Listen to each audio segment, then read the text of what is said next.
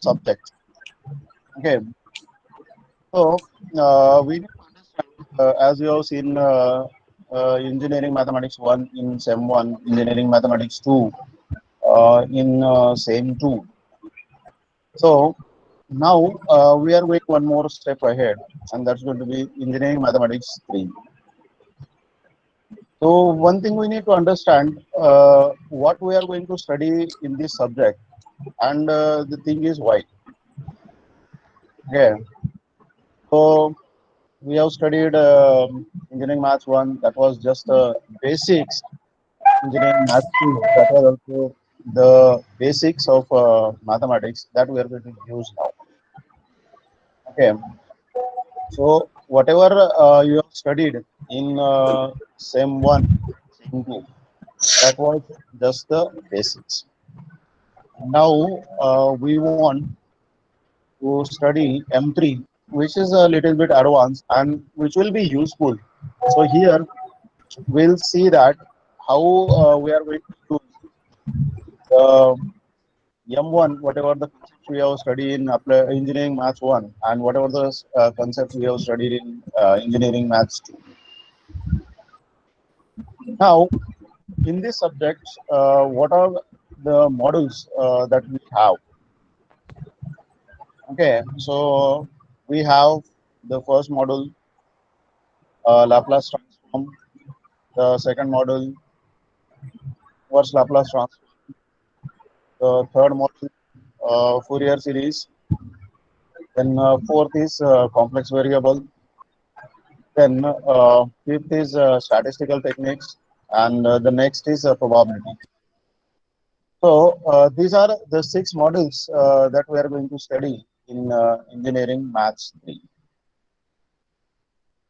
Now we'll see this one by one, and as you got the idea that in complex analysis or complex variable, we have to use the knowledge, whatever we have seen in complex number in SIM 1.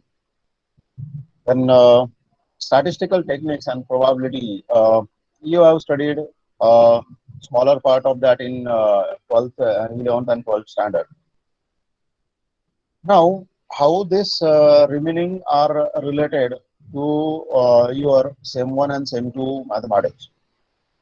So, whatever we have seen, the special functions in SEM 2, special functions in case we have studied beta gamma functions, and we have also seen the differentiation under integral sign. Okay, so I will use these concepts first.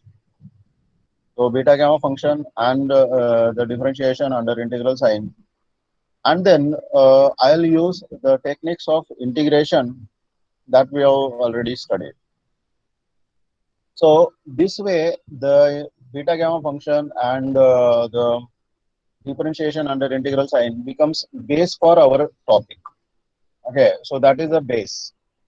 So if you know that, then this will be easy.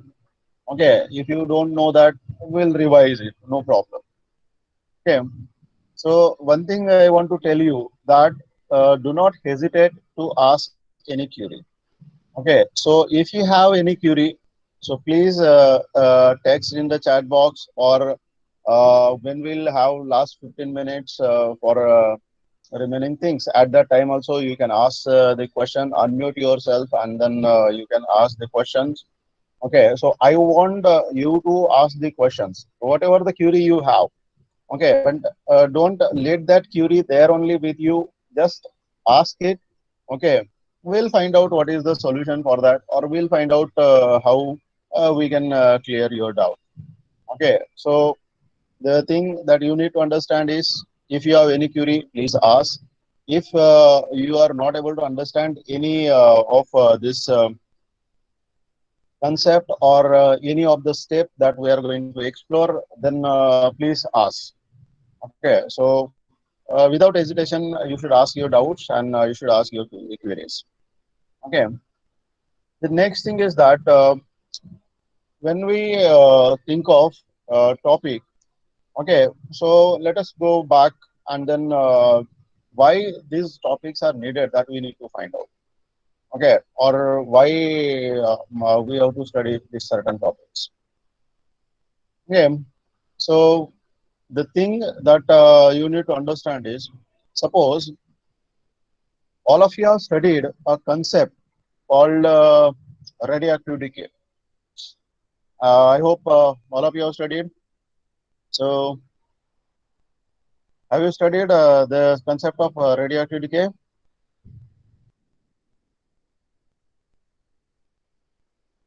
Or are you aware of the concept of radioactive decay? Yeah, you can answer in chat box. Good. Yeah. So, all of we have studied the concept of radioactive decay. Okay. So, yes, we are aware of. Okay. There is a concept called half-life period. So, are you aware of the concept half-life period? Yes, correct. Good. Okay. Suppose we know what is the half-life. Half-life period of any radioactive element is nothing but the time taken to reduce its original mass to the half of. Then we call that period to be the half-life period. Okay. Now we need to see uranium is one of the radioactive element, and hence we can think of the radio half-life period of this radioactive element.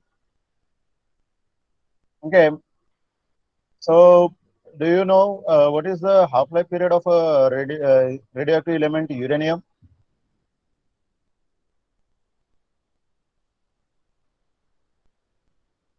Or any guesses for the half-life period of the uranium?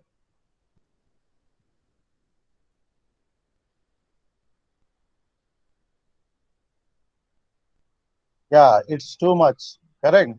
So I got the answers. So suppose I want to study the half-life period of the uranium, and I have suppose 1 kg of uranium, and then I want to study the half-life period.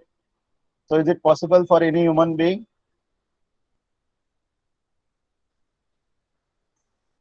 Is it possible for any human being? No. Yes. Correct.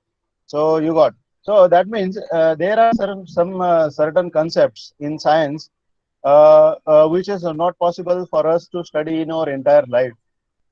Then what is the life? Life is in time domain. Okay. And then this concept we are not able to study in time domain.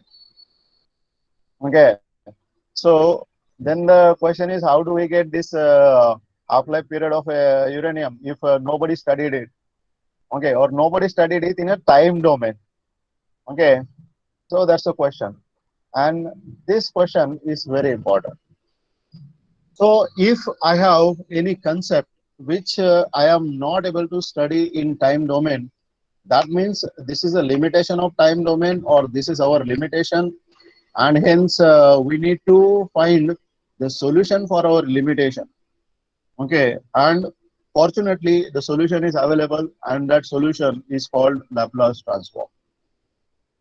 Okay, so there are so many problems in the real life situations. As I told you, one of this is a half-life period problem, or there are the another problems. So whenever we think of any circuit, and then circuit reduces to the integral differential equation. So integral differential equations we are not able to solve directly. We don't have any method to solve the integral differential equation, and hence our Laplace transform again help us to solve that integral differential equation. So which arises in the complicated circuit theory. Then there are many applications in control systems. We have the application of Laplace transform in our signal processing. We have the applications of Laplace transform. So when we say a signal, mathematically it is a function. Okay, technically we say it is a signal. So when I have the signal of only time and in one variable, so if I say f of t is a signal of time, and if that signal we are not able to study in time domain, then we have to take it to the another domain, and hence our Laplace transform again helps us there to understand or to get this concept properly, and then we are able to draw the conclusion. We are able to study the different components of this function or the signal. Then when we move on two-dimensional signal, so we have image. Image is a two-dimensional signal, and so if I want to study this category of all the signals, one-dimensional, two-dimensional, whether it is three-dimensional, and so on, then I need to understand the basics, and that is going to be the Laplace transform. So the base tool to understand the signal or the system is going to be the Laplace transform. And hence, we need to understand what is going to be the Laplace transform, or how this Laplace transform is going to help us. So I want all of you to have the notebook with you, okay, and you should write with me. Okay, so whatever I'll be explaining, you should write in your notebook, and like that. So now we'll study the Laplace transform. So let us understand the basics of this Laplace transform.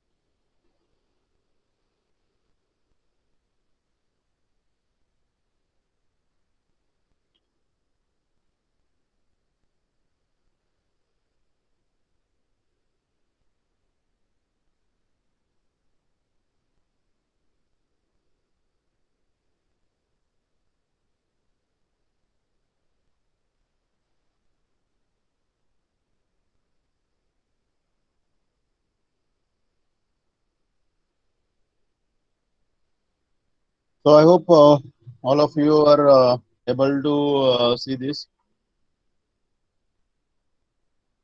Again, so first thing that we need to understand is the Laplace transform.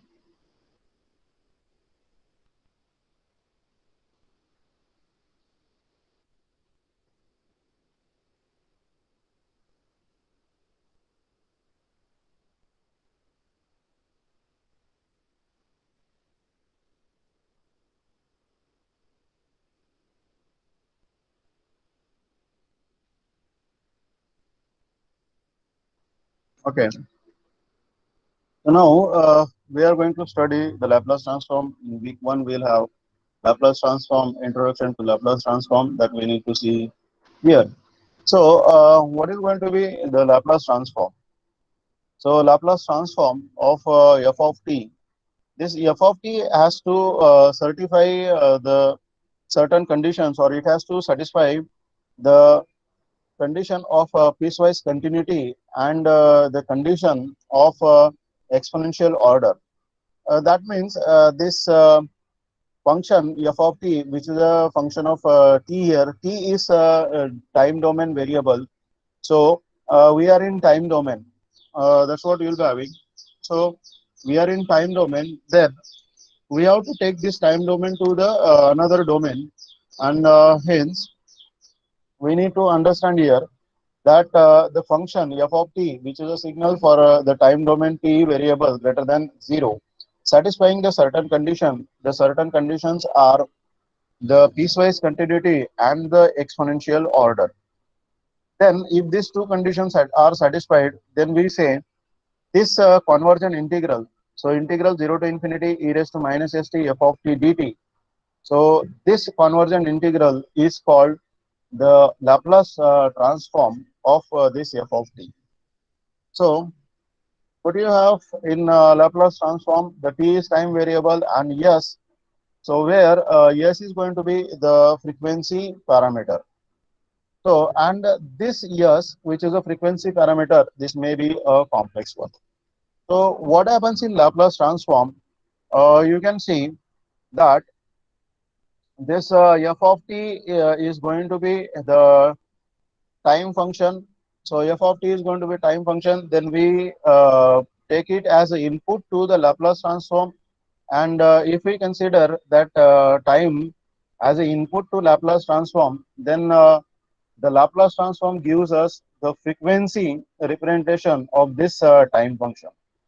So our time is input for the Laplace transform, and frequency is the output for the Laplace transform. So what happens here? We add time to we add time to Laplace transform, and then we get frequency as output from this Laplace transform. So basically, Laplace transform converts the time domain variable to the frequency domain variable. So Laplace transform connects the time variable or the time domain and the frequency domain. So it gives you the path from time to frequency. So here t is the time variable and s is the frequency variable. So yes, we have a complex. This may be a complex, and that's why whatever the complex number we have studied that are required here. Okay. So if we know that f bar of s is going to be the frequency in the frequency domain, so we have to understand. So let us see the definition here we have. Okay. So I want you to write this definition with me. Okay. So write down the definition of Laplace transform. So as I said, let f of t be the function of t greater than 0, and f of t satisfies the certain conditions. So what are the conditions? F of t is a piecewise continuous and it is of the exponential order. Then we have the convergent integral 0 to infinity e raised to minus st f of t dt. This integral, if it is convergent, then is called as a Laplace transform of f of t, and is denoted by L of f of t. So capital L is reserved for a Laplace transform. Now onwards, please understand this notation that we are going to use. So here we have two things: piecewise continuous. So what is meant by piecewise continuous? So we know continuity. Okay, so if left limit is equal to right limit is equal to the value of the function at that point, then we say it is continuous. Okay, so basically when we think of the continuity, that is called as a uniform continuity. Okay, so we get a uniform continuity, so we say the function is continuous. But sometimes the function is continuous in pieces. Okay, so for example, whatever we speak is a speech signal. So we speak in words, and hence when we speak in words, words are continuous, but two words are separated by some pause or by some time distance, and that's why the speech signal becomes a piecewise continuous signal, or the function f of t becomes piecewise continuous. So like that, the if the function is continuous, we don't have any problem, but for existence of Laplace transform, it must be at least piecewise continuous. Okay, so piecewise continuity includes the continuity. Okay, but continuity doesn't continuity. We have uniform continuity, and next is the exponential order. So what is mean by exponential order? So when we have a function and we can find out the constants m and a such that a modulus of f of t is less than m times e raised to a t. Then we say the function is of exponential order. In simple words, if I have a function f of t and I can find out a larger function than this f of t, that means f of t is always bounded. Okay, so the simple meaning of exponential order is this function f of t is always bounded, that we can always find out a larger function than this. Okay, then we say it is of exponential order. And if this function f of t satisfies the condition piecewise continuity and exponential order, then the Laplace transform or the convergence of this integral is guaranteed. What do you mean by convergence? Okay, so as we have studied the beta and gamma function, okay, so what we know about the beta and gamma functions, we know the integral for the gamma function, the integral is going to be 0 to infinity e raised to minus x, x raised to n minus 1 dx, and we denote that this is going to be gamma n minus 1, or this is going to be, if I have minus n, then it is going to be gamma n plus 1. Okay, so like that. Now, what that gamma n or gamma n plus 1 is gives you, that gives you a value for any positive number n greater than 0, we are always able to find the value. That means this integral is convergent, means we are able to always find the value. So when we are able to always find the value of any integral, then that integral is called as convergent integral. So f of t satisfying these two conditions guarantees that we are able to get the value of this integral. And if I am able to get the value of this integral, then that value is called Laplace transform of f of t. Now, in the beginning, I told you to have the concept differentiation under integral sign. Okay, in the concept differentiation under integral sign, we have a concept of a variable of integral and parameter of the integral. So now you can see this f of t. Okay, so f of t, Laplace of f of t is equal to integral 0 to infinity e raised to minus st f of t dt. So here we need to understand what is the parameter in this integral and what is the variable of the integral. So actually the variable of the integral is t, and hence s becomes parameter of this integral. So if I have s as a parameter of this integral and t as the variable of this integral, so when we integrate any integral with the limits, we put the values, limiting values of the variable. So suppose I integrate this integral, then wherever there will be t, I will put t is equal to infinity and t is equal to 0. So what happens is, in we put the value of t to be 0 and infinity, only s will remain. And that's why s is going to be a frequency parameter and may be complex. So what remains on the right hand side will be the function or the expression in terms of s. Okay, so when we integrate this, we will put the value of t, 0 and infinity, and then we'll have this s remaining in the expression, and so we are able to get the function of s on the right hand side.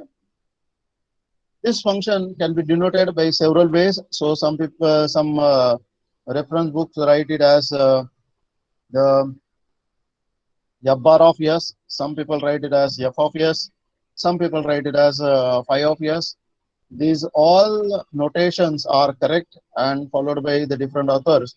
So now, as I said here, we are going to follow f bar of s notation. Okay, so when I say Laplace transform of f of t, I'll use it as f bar of s. Okay, now we'll try to find out the Laplace transform, but here I want to know, uh, have you understood the definition of Laplace transform? Is there any query in the definition of Laplace transform?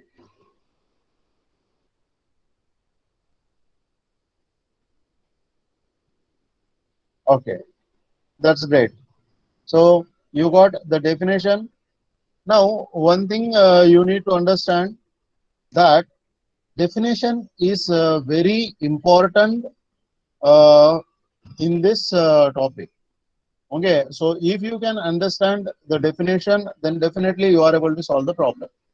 All this entire module, Laplace transform, and the next module, inverse Laplace transform, these are based on the definition of Laplace transform only.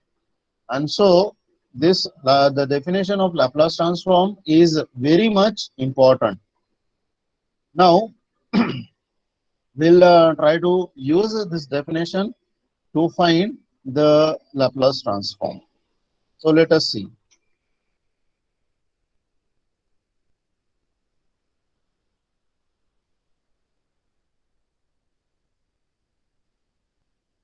Okay, so we'll try to find out the Laplace transform. So we have the function, find Laplace transform of following function. So this is only one function, and it is defined that f of t is equal to t for 0 less than or equal to t less than or equal to half. Then it is t minus 1 when half less than or equal to t less than or equal to 1. And then it is going to be 0 if t is greater than 1. So now we need to see that whether this function satisfies the conditions or not. Then we are able to find the Laplace transform. So we need to see first whether the Laplace transform exists or not, and what are the conditions to know whether the Laplace transform exists or not. Just look at the piecewise continuity and the exponential order. Okay, so we'll see for the piecewise continuity. So you can see what are the continuous functions. So all Lie functions are continuous. That means logarithmic function is continuous. Okay, inverse trigonometric is continuous. Then algebraic is continuous. Then trigonometric is continuous. Then exponential function, it is continuous.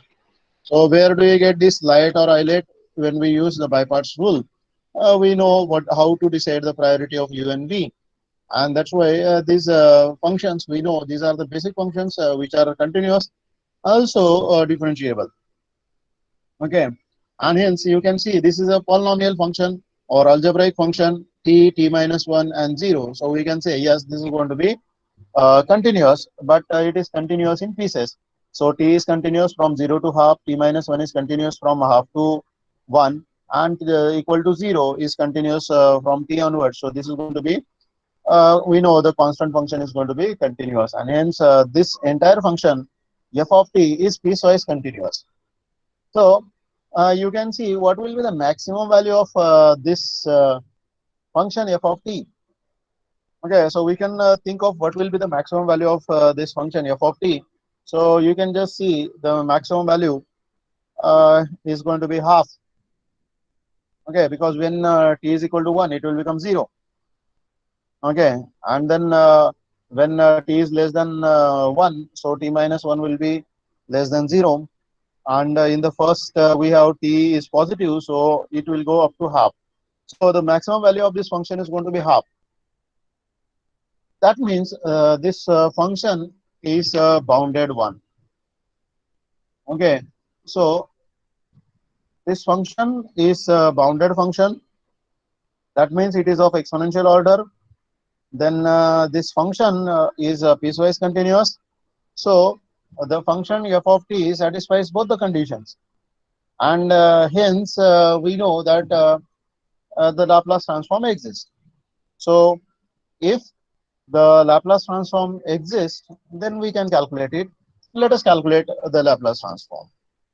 Okay, and hence what we can have is, so I'll suggest you always start your answer, okay, with the given conditions. So as I have written here, let f of t is equal to t 0 less than equal to t less than equal to half equal to t minus 1 when half less than equal to t less than equal to 1, and is equal to 0 when t is greater than 1. Okay, so we know when t is going to be greater than 1, then this is going to be 0 as per the given definition. You can see the definition here. Okay, and now we know how to find out the Laplace transform of any function. So to find the Laplace of transform of any function, we use the definition. So let us have the definition of Laplace transform. So Laplace transform of f of t is equal to integral 0 to infinity e raised to minus st f of t dt. Now we know that this f of t is continuous in three pieces. So one is 0 to half, then half to 1, and then 1 to infinity. So here we have to think of these three intervals: 0 to half, half to 1, and then 1 to infinity. Okay, now we have to place the value of the function in these three intervals. So in the interval 0 to half, the value of the function is t. In the interval half to 1, the value of the function is t minus 1, and in the interval 1 to infinity, the value of the function is going to be 0.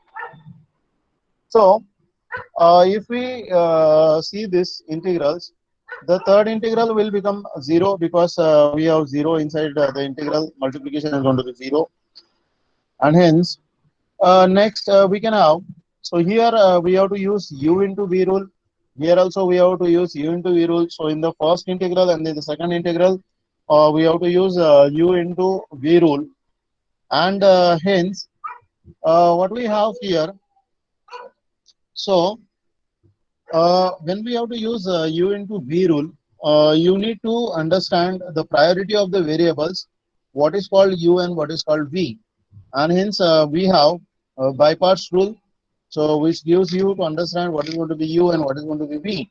So using the Light rule, we are able to understand the u and v. So here t in the first integral, t is going to be u. In the second integral, t minus u is going to be u, and the exponential function is going to be v.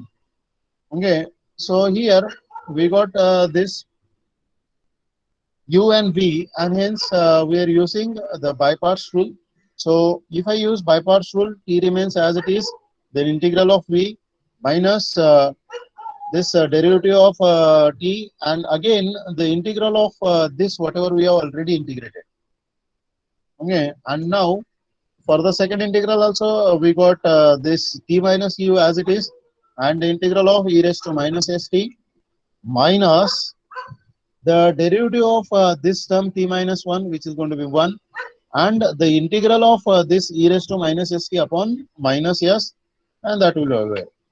So now we apply the limits. Okay, so here whenever you change the page, you must write both the sides of this equation whatever we are solving. So I have written here Laplace transform of f of t, and it is going to be 0. So for example here minus t e raised to minus st, yes, minus e raised to minus st upon s square from 0 to half. And the next we have solved here, we have simplified here. So you can see this integral and this is going to be minus, I have taken here, and t minus 1 into e raised to minus st upon s. Then this minus remains here, and e raised to minus st upon s square. This is from half to 1. So now let us apply this limits one by one. So if I apply here half, then I am able to get this one. If I apply 0 here, then this term is going to be 0. E raised to minus 0 is going to be 1. And so it is here. For this value, we apply 1 here. So t minus 1 becomes 0. And this is the value here. And if I put t is equal to 1, then this is the value here. Then I apply half. So this is here t minus 1. So half minus 1 minus half. So this becomes positive, and then 2 I have taken at the denominator. And minus e raised to minus s by 2 upon s square. So now I'll open this brackets. So this is the first term, this is the second term, this is minus minus becomes plus here. And then this is minus e raised to minus s upon s square. This minus e raised to minus s by 2 upon 2s.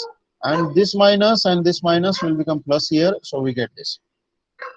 Okay, so here now we can see if we combine this all the terms, then we are able to get this is 1 upon s square I have written. Then this e raised to minus s by 2 upon s square, and this last term will get cancelled. This half and this half will become 1, and so we got it here. So here we got these terms, and hence we got the Laplace transform. If I take s square common from here, I'll get the Laplace transform of f of t is equal to 1 upon s square. And here we got this is 1 minus, I have to multiply here by s. So s into e raised to minus s by 2 minus e raised to minus s. So this way we are able to get the Laplace transform of the function f of t. Okay. Now we'll see some another example. Okay. So I hope you are all writing with me. Please write in your notebook. Okay. So now we have the another example. Find the Laplace transform of f of t is equal to sine 2t when 0 less than t less than pi, and it is going to be 0 when t greater than pi. And now we know the trigonometric function is going to be continuous. So this function is going to be piecewise continuous. Then what is the maximum value of this function? So the maximum value of sine is going to be 1. Okay, and then we are always able to find out any function which has the value more than 1. So yes, this is the bounded function. So this function is a piecewise continuous function. This function is a bounded function. So the Laplace transform is guaranteed. Okay, and if the Laplace transform is guaranteed, we know the Laplace transform exists. So we are able to find out the Laplace transform. Let us try to find out the Laplace transform. Okay, so here we have, as I told you, always write the given things first. So we have f of t is equal to sine 2t when 0 less than t less than pi, and is going to be 0 when t is greater than pi. So we have Laplace transform of f of t is equal to 0 to infinity, but this function is piecewise continuous. So we have to break this integral from 0 to infinity into two pieces, 0 to pi and pi to infinity. And now we know what is the value of the function f of t in the interval 0 to pi. So it is going to be sine 2t, and in the interval pi to infinity, it is going to be 0. So clearly we can get the second integral to be 0. So we have to solve only the first integral. Now in the first integral, we have a direct formula e raised to x into sine bx dx is equal to e raised to x upon a square plus b square in bracket a sine of bx minus b cos of bx. So for this integral, minus s is going to be a and 2 is going to be b. So if I use here minus s is equal to a and 2 is equal to b, then I am able to get the integral of this integral as e raised to minus st s square plus 4 minus s sine of 2t minus 2 cos of 2t, and this integral we have to evaluate from 0 to pi. So now let us apply these values. So if I apply the value pi, then I'll get e raised to minus pi s. So please remember that we are putting the value of t. S is our parameter. So your expression, whatever you will get, will be in terms of s. There should not be any t. We are using the value of t. We have to replace the value of t. So we get here e raised to minus pi s upon s square plus 4 minus sine of 2 pi is going to be 0, cos of 2 pi is 1. So it is going to be minus 2 here. Then for the lower limit, we use minus. If I use 0, e raised to minus 0 is going to be 1. So it is going to be 1 upon s square plus 4. And again, sine of 0 is going to be 0, cos of 0 is going to be 1. So it is minus 2 here. And now, if we simplify this minus 2, this minus plus 2. So here, I can get this 2 common. And so if I have this 2 common, and then again in the denominator, s square plus 4 is going to be same.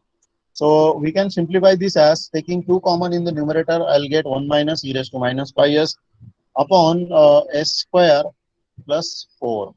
So this way I am able to get the Laplace transform for this function f of t is equal to 2 times 1 minus e raised to minus pi s upon 1 s square plus 4. So this is how whenever we have the continuous function or the piecewise continuous function, we have to use the basic definition of Laplace transform. So that's why, as I said, the definition is very much important. Okay, so the definition is very much important. So if you can understand the definition, definitely you are able to solve the problems. Okay, or you are able to simplify the expression whatever is given to you. So I hope you have understood the definition and the problems that we have solved here. I hope you have also solved the problems with me. Now, is there any doubt? So please unmute yourself and switch on your video. So if you have any doubt, you can ask me.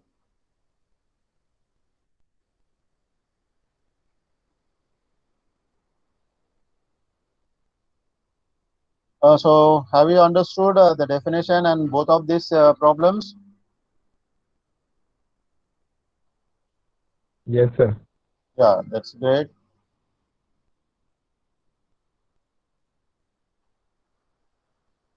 Okay, so good. Yeah, great.